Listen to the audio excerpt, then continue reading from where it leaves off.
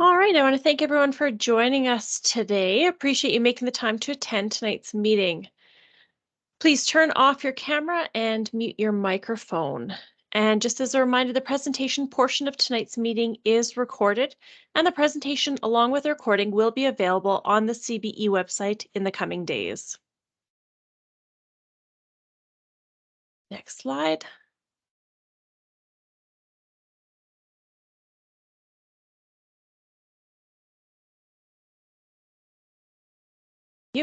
We'd like to acknowledge the traditional territories and oral practices of the Blackfoot Nations, which include the Siksika, the Piikani, and the Kainai. We also acknowledge the Tsuut'ina and Stoney Nakoda First Nations, the Métis Nation Region 3, and all people who make their homes in the Treaty 7 region of southern Alberta. I would like to welcome my fellow trustees this evening. Trustee Dana Downey, Trustee Marilyn Dennis. Hi, everyone. Welcome. Trustee Patricia Bolger. Trustee Susan Vukadinovich.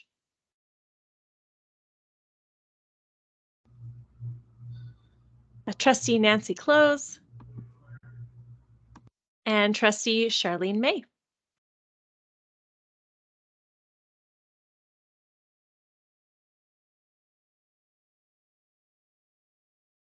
Next slide, please. I'd like to welcome members of the superintendent team who are attending tonight, and I'll ask each of them to turn on their cameras and do a quick wave as well. Christopher Usi, Chief Superintendent of Schools.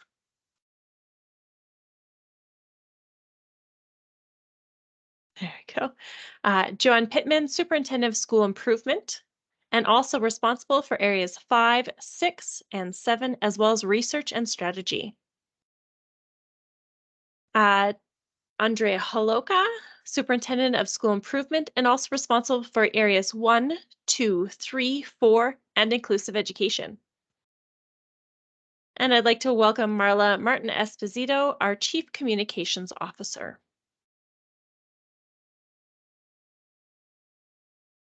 Right, next slide. Tonight we have a full agenda, and we wanted to share with you some key information about student results from the last school year, what the board is currently advocating for, as well as some information about our new Proud to Be CBE campaign. There will be a short question and answer on the annual education results reporting. We know you value that Q&A time, but also time to connect with the trustees and fellow school council chairs.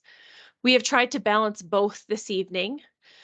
Just a reminder not to put any questions or comments into the chat until we reach the Q&A portion of the night. Also, as noted on tonight's agenda, the meeting will end with the conclusion of the breakout sessions. We will not be returning to the main meeting. We'd appreciate your feedback on the meeting, so please make sure you complete the meeting evaluation. We'll share that link later in the meeting. Starting off this evening, I'd like to introduce Joe Pittman and Andrea Holoka, the Superintendent of School Improvement, to take you through the high-level results of the 2021-2022 Annual Education Results Report that was shared with the board at our December 13th public board meeting. The AERR for short is basically the CBE's report card for the year, and this report, once approved by the board, is submitted to Alberta Education. I'm going to turn it over to Joe and Andrea to provide more details and highlights. Thank you, Chair Hack. We're very excited to join everyone today. I'm Joe Pittman, alongside my colleague Andrea. And what we'd like to cover is our general overview relative to this very important report, which is available on our website. The AERR provides an in-depth look at how students and our entire system did in the last school year. The priority is for it to provide assurance that CBE students are successful and that our organization is taking the correct actions based on the data presented to ensure that students continue to achieve and progress. At a high level, there is good news in this report. Despite the challenges experienced last year and in the previous years, we continued to see students progress in their learning. We are most definitely making progress. We're monitoring key areas of concern, and we're using data to be responsive and strategic in our work across all schools. Next slide. I'd like to just provide a little bit of context for last year, and while sometimes this can be tiresome, it is important when we're considering the data across the system. The 2021-22 school year was another global pandemic school year, and while some things did return to normal, as it were, there continued to be disruptions to learning throughout the year. We saw many transitions to online learning that occurred last year, and at this time, in fact. We saw a high level of absenteeism due to illness, and we also were challenged by ongoing unfilled teacher positions, as well as significant transitions for teachers from day to day. All of this impacted the continuity of learning that our students and staff are used to experiencing. Next slide. However, I would like to provide some highlights. One of our first highlights and one of our priority goals is our high school completion rates are continuing to increase, and in fact are increasing at an impressive rate. We track how many students complete high school in 3, 4, and 5 years, and all of these show an upward 5-year trend. Secondly, CBE Provincial Achievement Test and Diploma Exam results are consistently higher than the province for this past year. 2021-22 saw a return of these exams for students after pausing for 2 years. So the last time any CBE students wrote an exam was in 2018-19.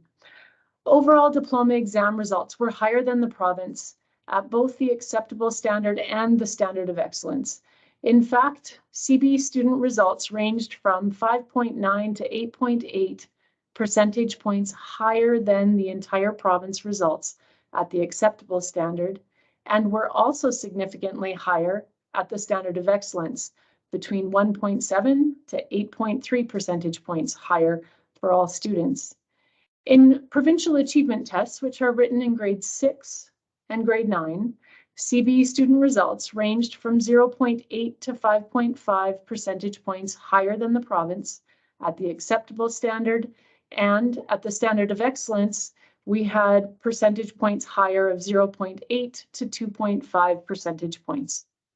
Students who self-identified as Indigenous were lower than the province's results, but the number of students writing provincial achievement tests was also low in this particular group, and that ranged from only 13 students, or in some of the other exams is up to as high as 411. When we have small cohorts of students, that generally does show more fluctuations year over year, and this is something that we continue to monitor. The other highlight that we'd like to raise is that CBE students reported being more engaged in their learning at school than students in the province did. And while we recognize that this was, again, a challenging year, this is an important data set as we look at how we've done given the experience that the entire province had. Given the important link between student engagement and academic success, this is great news. Of particular interest to parents, we also see strong evidence across the system of parent, student, and teacher satisfaction with the broad range of programming available in CBE schools. This is another element that we monitor closely as we look at what we provide across all grade levels. Next slide, please. Within the CBE education plan, which is what the annual education results report is based upon, we have 4 goals. Our first goal that we'll cover off briefly is learning excellence. And as you look at that goal to create strong student achievement and well-being for lifelong success, you see before you the measures that we looked at across the system and that every one of our schools, based on their grade levels, are also reviewing regularly. And in some contexts, results are reviewed at key points in the year. others at the end of the year, and in the case of our literacy and numeracy assessments, and in many cases the student perception data, schools are gathering this data multiple times throughout the year to check progress and determine next steps. One of the core elements, and this is an area that we do spend a fair bit of time on in the annual education results report, is on attendance. Because it is a key predictor of achievement, and while we have had significant disruption, largely related to illness and different elements connected to the pandemic, we are closely monitoring engagement of students and know that when we have students not attending, that we need to look at different strategies and really ensure that we're all connected. So with that, within the AERR, you will find a significant portion alongside this particular goal, outlining our commitment to supporting and monitoring, tracking attendance of students to ensure that we're staying connected, problem solving as early as possible, and looking for other solutions that are not about being punitive in nature, but rather are about inviting and providing effective supports for all students and families. The last piece that I'll highlight, and what I've already spoken to a certain degree, is the achievement data that does align with our commitment to literacy excellence and excellence in mathematics. Our diploma in PATs, as I already highlighted, have shown stronger results than the remainder of the province in the context of this year, though we will be continuing to monitor what that looks like as we move into upcoming years. Additionally, the early literacy and numeracy assessments that we are utilizing across all CBE elementary schools are a critical factor, and my colleague, Superintendent Andrea Holoka, will address this further. And then, again, as I highlighted earlier, we received important feedback around the importance and satisfaction of having a broad range of program of studies at key points based on the Alberta curriculum. So we're excited and proud of the work. We also recognize that we've got some heavy lifting to do, and we need to consider alternatives in key areas as we adjust to all of the requirements of this year and consider how we respond the best. I'll pass it over to Superintendent Holoka. Thank you. Thank you, Superintendent Pittman. So I'm going to continue speaking about learning excellence, and I think it's important to recognize that while we celebrate the achievement of our students, we also have highlighted a few of the key areas of focus. So one is that we need to work on the development of phonological skills for our kindergarten students. And as Superintendent Pittman already spoke to, make sure we're focusing on attendance and achievement for all of our students, but specifically those who self-identify as Indigenous, and on high school completion for our English language learners. So to that end, we have several next steps that we are working on. One of them is the implementation of screening tools in kindergarten that help build understanding and targeted actions in schools and across the system. We also want to address early literacy and mathematics structured support. We really focus on continuing to support students with attendance improvement. And we also are striving to enhance teacher understanding of English language learners' culture and cultural identity, language proficiency, learner profile, their interests, and readiness levels.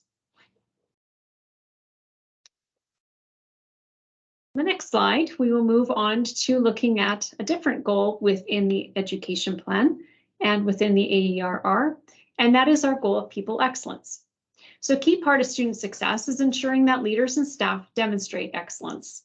It is important to us that we hire and support excellent teachers and support staff within the CBE. One key area of focus is maintaining a wide range of professional learning, particularly with respect to the new kindergarten to grade 6 curriculum.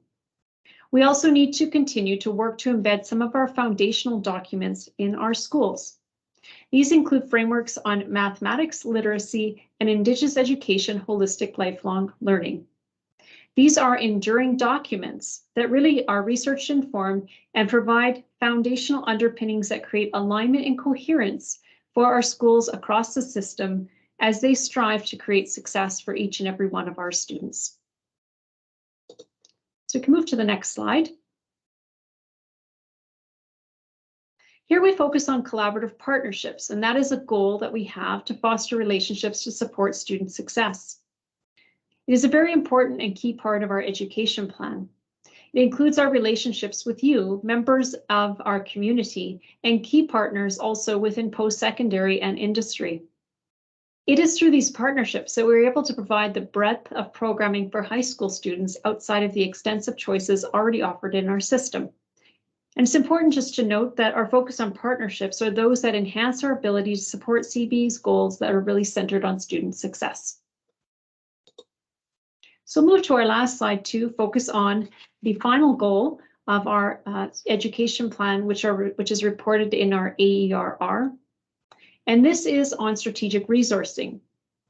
Here is where we decide and make selections on where we spend public resources. And we must focus on balancing the funding we receive with student and staff needs and allocate those dollars where they can have the maximum benefit.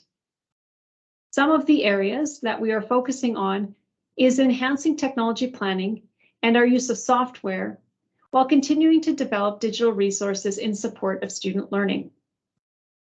As our chair Laura Hack mentioned earlier, the full presentation was shared at the December 13th public board meeting, and it's available to watch on the board meeting page on the CBE website. The AERR is posted on the website if you want more details, and you can see that that has been posted in the chat as well. And with that, I'm going to turn it back over to Superintendent Pittman to talk a little bit about report cards. Could move to the next slide, please. Thank you. I just wanted to provide you a short update on report cards. By the end of January, which is strangely enough quickly upon us here, your child's report card will be available in your My CBE account. The report card is one way teachers communicate how your child is progressing in their learning. Teachers may also communicate learning progress through parent-teacher conferences, your child's daily work and assignments, and other ongoing communication with you. Earlier, we sent out communication around what to expect in your child's report card. For elementary parents, this fall, the CBE began implementing new curriculum as required in K-3 mathematics and English language arts and literature, and in K-6 physical education and wellness.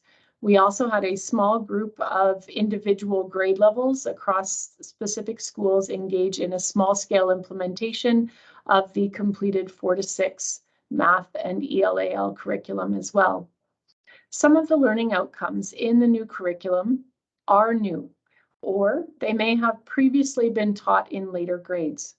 This means that in certain subjects and in specific grades, students may be learning new curriculum without having had instruction that other students who will be progressing through the grades will have had related to specific outcomes.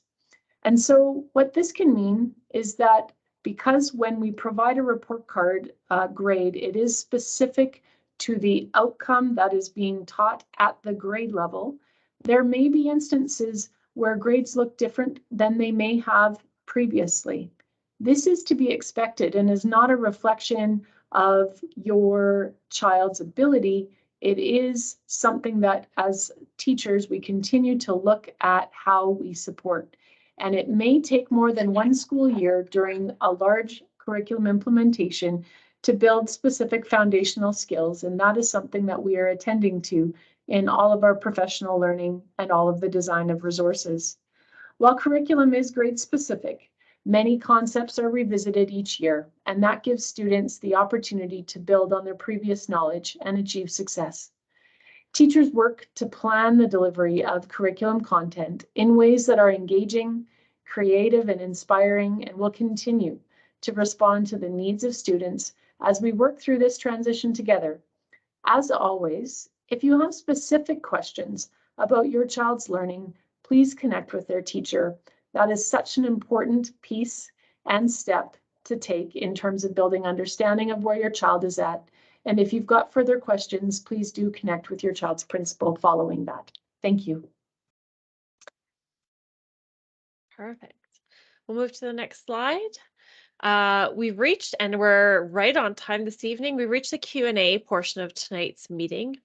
We will only be having questions on the annual education results report If you have a question, can you please type your first and last name in the chat window?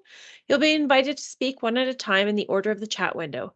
If your question has already been asked by someone ahead of you, you're welcome to simply indicate that you'll pass when you're called on.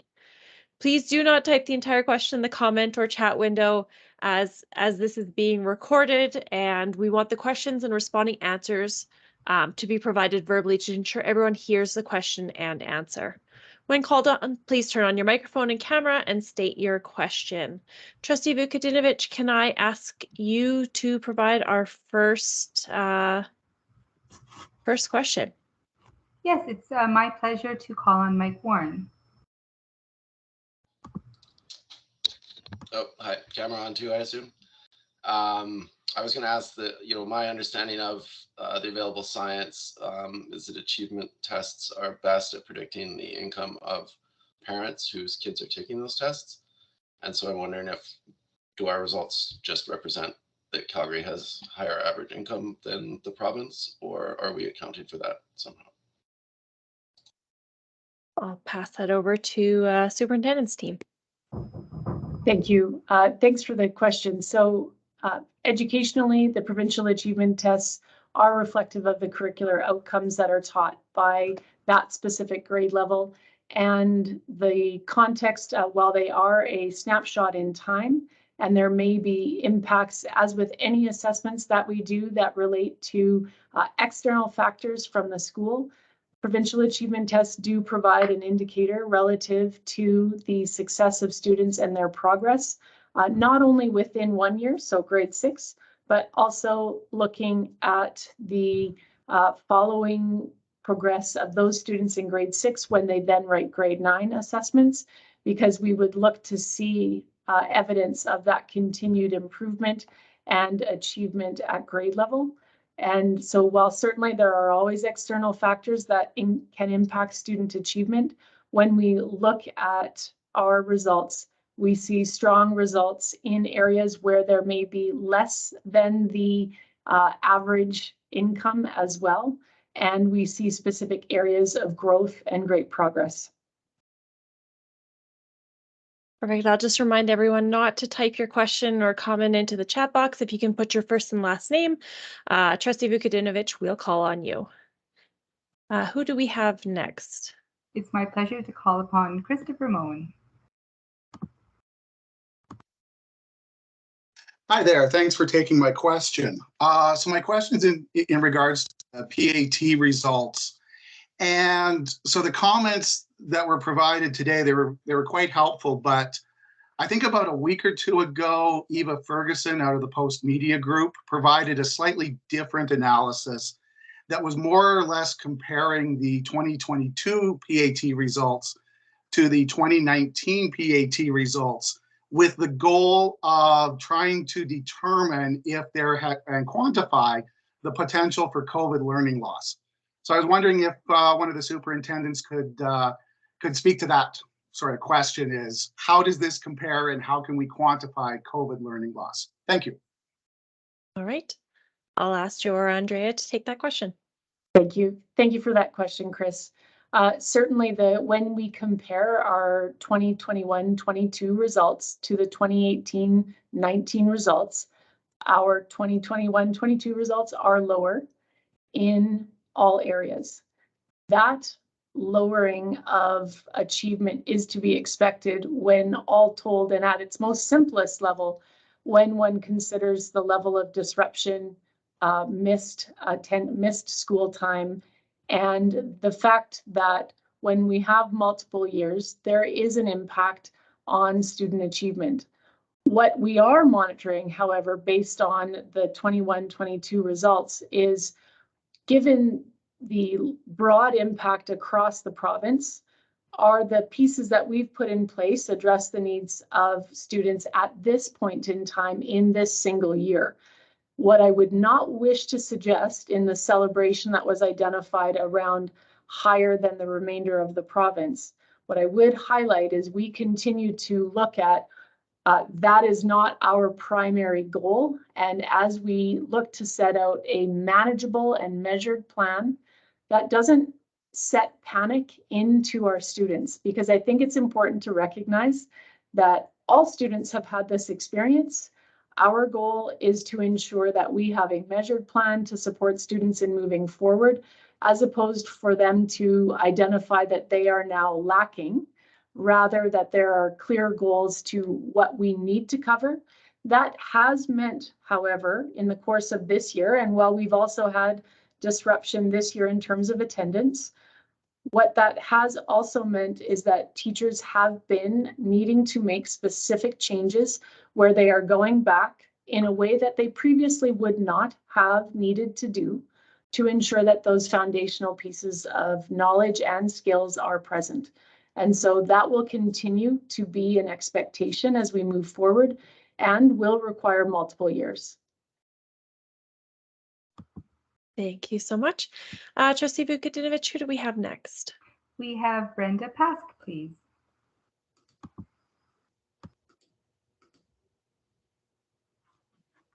Hello, thank you. Thank you for taking my question.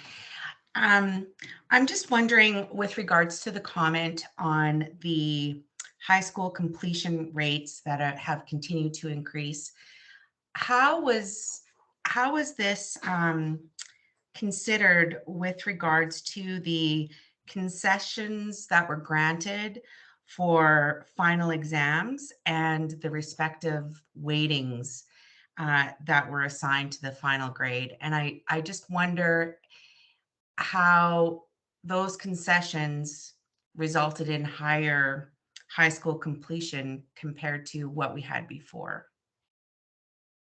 Thank you for your question. Joe or Andre, would you like to take this one, please? I'll take this one and I'll maybe pass the other ones over to Andrea. We'll split them up. Thank you for the question. With respect to high school completion and 21-22, students still did write diploma exams. And yes, they were actually, because as you referenced, they were weighted at a lower percentage than the previous 30% weighting that would have been involved.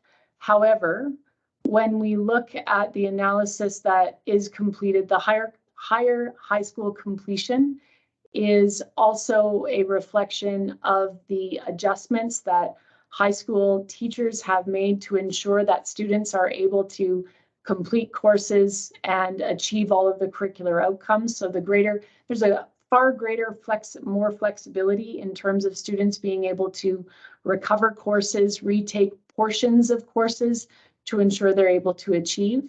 There would be other factors that would be more highly impactful than solely thinking that our high school completion rate had increased simply because of the weighting of the diploma exam.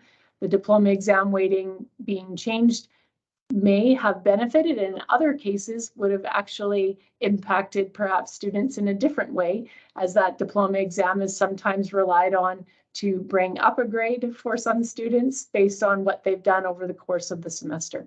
So there would be more than one impactor for that particular result. Thank you so much. Trustee Vukadinovich, do we have more questions? Yes, I would love to call on Mike G, please. Hi there, good evening, and thank you for the presentation. Hello, good evening to all the colleagues and the superintendents, and thank you for taking the time to go through the report. I thought it was very thorough and really well put together. I just wanted to kind of run through some of the report itself and specifically the regards to the goals. They certainly seem well intended and well thought out, but whenever I do think about goals, I kind of frame it in kind of a SMART sense, right? Like specific, measurable, attainable, realistic, and time sensitive, rather. So my question comes down to things like, for example, where you guys had outlined getting the right teachers, the right clientele, or the right support staff for the students, where that might be more of a qualitative metric. How do we ensure that we have these type of consistent hiring practices across the CBE, particularly around the fact that there's a seeming shortage? Other things like the student voice, like how do you measure those pieces, or opportunities for students where that might be a subset of household income or other demographic factors. So thanks in advance for answering my question. All right, I will pass that one off to our superintendent's team to answer from we've got a few superintendents who are not here, such as our HR superintendent. So from the hiring perspective, I'm not sure if we're going to be able to answer your question, but I think Joe or Andrea can get into a little bit more of the specifics on professional development and stuff like that. Thanks, Chair Hack. I'll step in and take this one. Multifaceted question, Mike. Thank you for the opportunity to address this in many ways. So I will do my best to get to all of your points. I think it's a really good question and sort of inquiry you're posing. I'm seeing this from the perspective of making sure there is coherence across the system and ensuring that the goals that we are setting are realistic and that they are able to be consistently measured and that those effects are seen across all of our schools. So I think it's really important to just present that this AERR, the report, is showcasing the results in of our education plan. And then there's a little shift over to what we call the school development plan that occurs in each school. And so one is meant to focus on the other. So when we have our education plan, we're setting forth the goals that we outlined for you today, those 4 goals. And then what's happening at schools is they're translating them into context with smaller goals that are more suitable for their context to move forward pieces like literacy, mathematics, and student well-being within their school context. We use the information and the data that comes from schools that feed up into our education plan as well. So those 2 pieces are always interacting with each other to inform so that our goals are replicated within schools and that the school can feed up into giving feedback into us as a system as to where we need to be more specific or we need to change or adjust our expectations or consider the length of time it will take to achieve them. And I think it's really important to highlight that engagement is really critical. So you mentioned student voice, and I would say parent voice is really important within that as well. When we think about engaging with different of our perspective holders, those are 2 really important voices we want to capture. And certainly our principals in our schools work really hard to work with their school councils and with their parent communities to get feedback each year on the importance of what they feel is needed within their school community. And that informs their planning for the next school year. And that feeds into their own school development plans. And then that feeds up into what we create and report on within our education plan as well. And I certainly with Chair Hack's caveat that our superintendent of HR is not there, I can speak to some extent, Joe and I working very closely with schools and with our directors that lead schools, that it is absolutely important to make sure that we have very strong staff in front of students, both our teachers and our support staff, and of course our principals and other leaders, as well as within the larger service unit of CBE. So the hiring practices are one component of that, and making sure that we are making all efforts possible to get the best candidates for positions that we have. That is definitely a component of work within our human resources team, and they are actively recruiting all year long. And also when we have our teachers, it really is about forming those professional learning experiences for them so that we can make sure that the teachers and the staff that we have in front of our students that we already have are able to really hone in on being able to execute those goals within the education plan and know each child and find success that's specific to them. And sorry, if I might just add a couple of pieces with the student perception data from a quantitative perspective. We are monitoring by grade cohort, and at an individual school, it would be looking at individual grades separated out by gender and over time, specific to elements like sense of belonging, positive relationships, and other core elements related to engagement with their learning and the quality of their perception of quality learning. So monitoring that over time and schools setting goals to demonstrate that specific improvement relative to the same cohort is a practice that occurs in the school development plans, as Andrea just highlighted.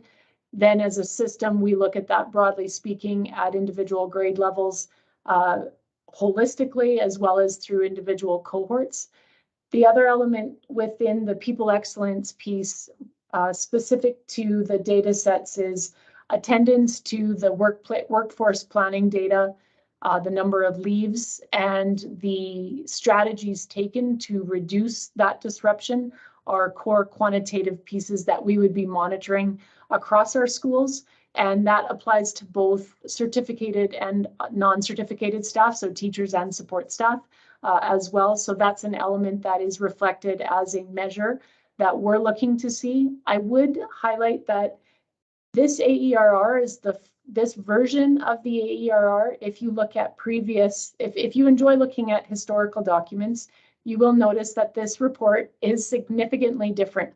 And that's related to the Alberta Education Assurance Framework, where we are triangulating multiple points of data as opposed to only looking at provincial achievement tests and diplomas to really guide our strategic thinking in terms of where we need to go next. And as you've highlighted, in the context of the environment of workforce needs and stability as well. Thank you so much. Thanks for the comprehensive answer, and sorry, Laura, for blowing up all the time here for Q&A. No problem. Thank you. And thank you to everyone who asked questions this evening.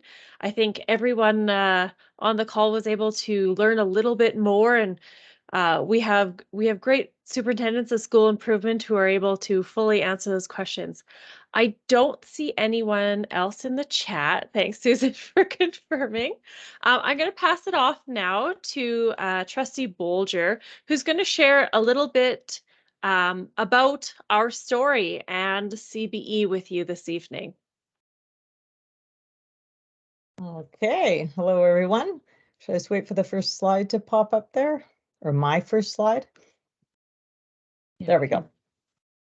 So I just wanted to share with you some key facts about the CBE and how they relate to the advocacy work that the board undertakes on behalf of the CBE. So this school year, we've welcomed more than 5,800 net new students, which is enough to fill about 10 elementary schools. And I say net because we actually welcomed 23,609 new students who are either starting their journey with us in kindergarten or new to the CBE. And that could have been from another jurisdiction within the city or new to Calgary, out of the province or out of the country. And we also said goodbye to over 17,700 students who graduated or moved on or to another jurisdiction or out of the province. So in addition to the 5,800 students that are in the official September 30th count, we continue to welcome new students every day. This year, we've seen unprecedented enrollment growth, and we expect more students based on immigration patterns. So as a public school board, we welcome everyone and support the diversity and needs of our students. So from a funding perspective, growing boards like ours are impacted by the funding formula set out by Alberta Education, which looks at enrollment over a 3-year period. And next slide, please. It's a fairly self-explanatory slide, but so approximately 1 in 4 students are English language learners in the CBE. And so to put that in perspective, if our ELL population was a school board, it would be the 6th largest school board in the province. And next slide. Thank you. So special needs goes beyond physical special needs. They could be medical, cognitive, or behavioral needs. And so we want each student to reach their potential. And as part of our commitment to inclusive learning, students with special needs can attend their designated community school or specialized programming. The CBE also works very, very closely with many service providers, AHS, and other partners to deliver programming to ensure students have access to learning opportunities. And the CBE spends about $48 million more than it receives on specialized supports. This means redirecting funds to specialized learning supports and away from regular educational programming. And my final slide. Thanks.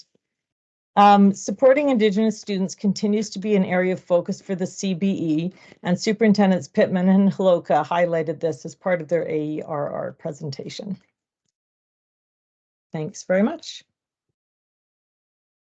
And next, on to Trustee Vukadinovich. Thank you. Thank you, Trustee Patricia Bolger. So besides educating about 1 in 6 students in the province, the CBE is likely the second largest landowner in Calgary, second only to the City of Calgary itself. In addition to 251 schools, the CBE supports approximately 10 other work sites or facilities, and many people are also surprised to learn that we are the landlord for many charter schools. The total value of the CBE's assets in terms of replacement costs is around $5.2 billion. Next slide, please. But of course, there's something that comes with the territory of being responsible for over $5.2 billion worth of facilities. It comes with the reality that these assets age. Currently, over 50% of CBE schools are older than 50 years old, and within the next decade, 69% of schools will be 50 years old or older. That means that we must be very cautious in prioritizing repairs. In the capital requests that the board has submitted to the Government of Alberta for the 2022-23 school year, we are prioritizing a request for major modernizations of 4 schools. And we are doing our best as trustees to advocate for provincial approval of all 4 of these modernization requests, because we want all CBE schools to remain safe, and we want students to have access to learning spaces that keep up with advancements in learning. Next slide, please. Of course, it can't just be one or the other.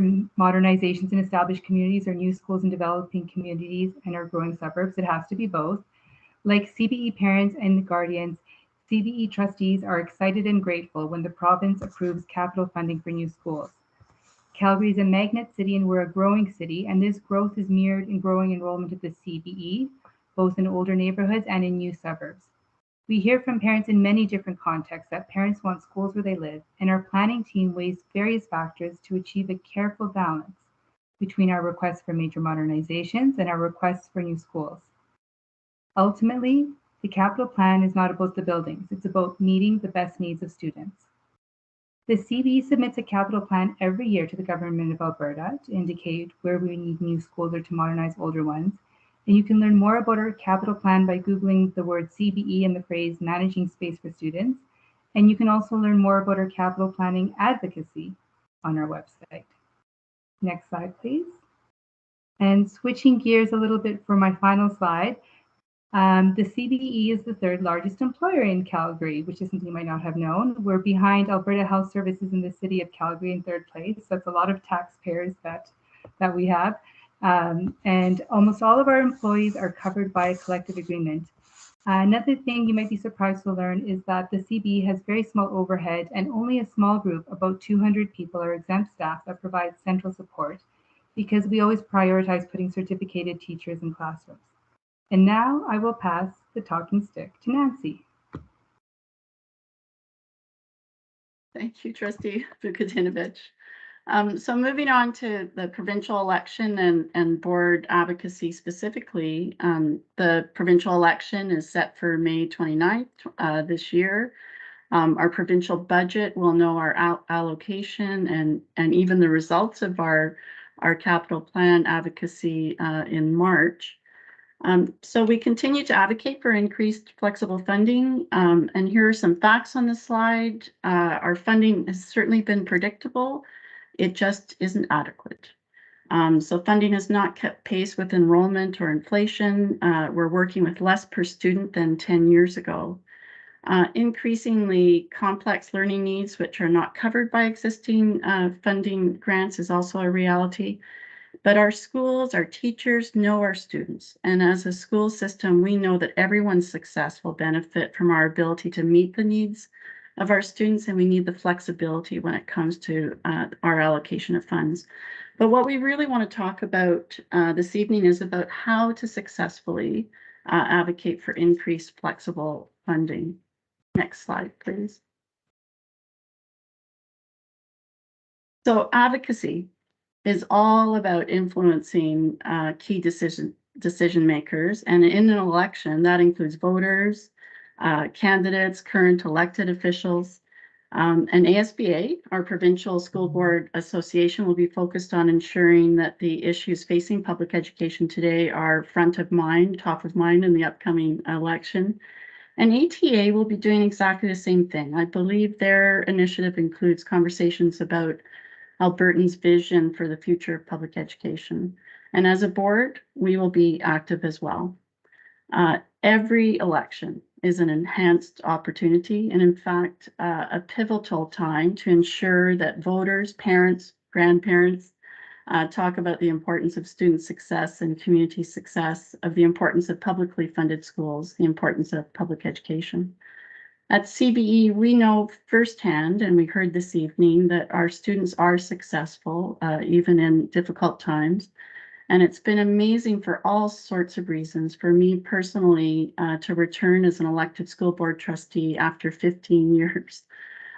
During the recent election campaign, and of course, during the CBE review, which was difficult, I did hear people hesitate in the support for CBE as a school system. But it has been crystal clear as we review audited financial statements or review student results that CBE schools are not a failure. As a school system, we actually don't have waste or soul-crushing bureaucracy.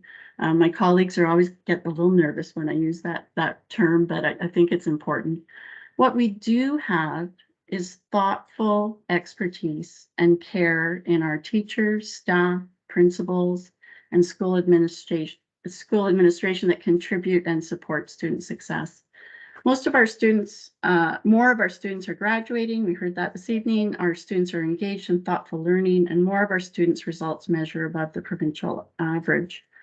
And as your elected governors, we also know firsthand that CBE is facing pressure points that need to be addressed through increased flexible funding and cross-ministry supports that will ensure all students successfully graduate.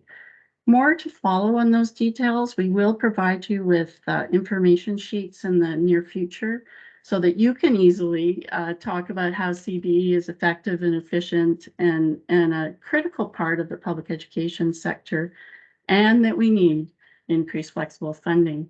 But right now, we'd like to talk about how we can work together to ensure that public education and the needs of CBE students are top of mind in the upcoming election. So advocacy isn't easy. For some, it's scary, but it's really just talking about what you care about. And we all care about the continued success of CBE students. To be successful, we need all of us talking about the importance of increased funding. We need to work together, be intentional and deliberate in our messaging, and we need to be realistic on what we can ask for and how we can ask for it. We need parents talking to other parents and to the candidates at the door. We each need to talk to our family, friends, and about the future we want. And we're not asking you to vote in a certain way, definitely not. We're sharing that your advocacy is just as important as ours. In fact, it might even be more important than ours. We know that just by being here with us this evening, you're the kind of parent who's involved, you're keen to make a difference, you're the kind of person who likely volunteers at your child's school in all sorts of different ways, and you strike up conversations at the playground, and you're the kind of person who knows people. And I need to emphasize this, you are an influencer. You can advocate as easily as we can. And it's through conversations about what we care about and about using connections that we already have that we can make a difference. So share your stories and inspire others. We're not asking you to change people's minds. We're asking for your help to open people's minds. In other words, we're not asking you to argue.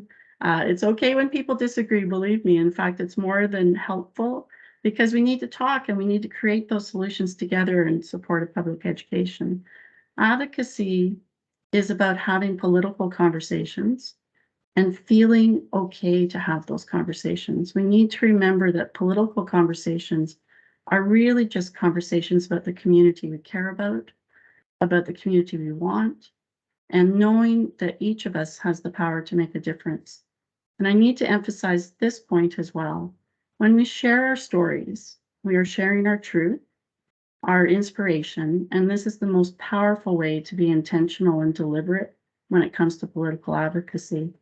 It is all about influencing decision makers, and in a democracy, especially in an election, we are all decision makers. So let's start with proudly sharing our stories. And for more information on Proud to be CBE, I'd like to turn the talking stick over to Trustee Downey. Thank you. Thank you very much, Trustee Close. As Trustee Vukadinovich highlighted earlier for us in the evening, the CBE is one of the largest and most visible organizations in Calgary. We are a leader on the provincial, national, and world stage. And we are so proud of the success of our students, and we want to share that message with all of our stakeholders. So we are embarking on a Proud to be CBE campaign. You might notice trustees wearing these buttons. Might be a little difficult to see virtually, but they say hashtag Proud to be CBE. So you can get yourself on Twitter. And if you're so inclined, help us spread the message of what you're proud of as well. So some of the key messages that trustees will be sharing are that CBE students are successful. Together we can make a difference, and that public education serves the common good, which is something that we wholeheartedly believe. We hope to illuminate why investing in public education is good for Calgarians and Albertans. And we will be visiting schools and engaging dignitaries, and we will be highlighting the depth and breadth and diversity of our system. We will also be offering buttons as a token of appreciation. So in our breakout sessions this evening, we would really like to hear from you about what makes you proud to be CBE. And I will hand the meeting back to Chair Heck. Thank you. Thank you so much. And I just want to take a moment of gratitude when Trustee Close is talking about what you care about. Everyone here from our superintendent team to the trustees this evening, we're talking about what they're caring about. The questions that you had, we're talking about what you care about. So for our breakout sessions, we have two key questions here to think about as conversation starters. There may be other questions that you have for your trustees or your fellow school council chairs. You can feel free to talk about those as well. If you have specific questions about your school or your child, please connect with your principal or email your trustee. We can get you in touch with that appropriate person. Before we move into breakout sessions this evening, I'll just get the next slide put up and we'll get that link in the chat. We won't be coming back together as a group after the breakout sessions this evening, as I touched on at the beginning. So I want to say on behalf of the board, thank you for your participation tonight and the work that you do on school councils. They matter, you matter, and we're doing it for the students. So please take a few moments tonight or in the next couple of days to complete the meeting evaluation. We've added a few additional questions to the survey on potential topics to cover in our future meetings and feedback on the ASCA sessions the CBE offered for you to take this fall. Please take the time to complete the survey. Your feedback helps shape our meetings together. And just again, thank you everyone. And we're going to send you off into your breakout rooms with trustees.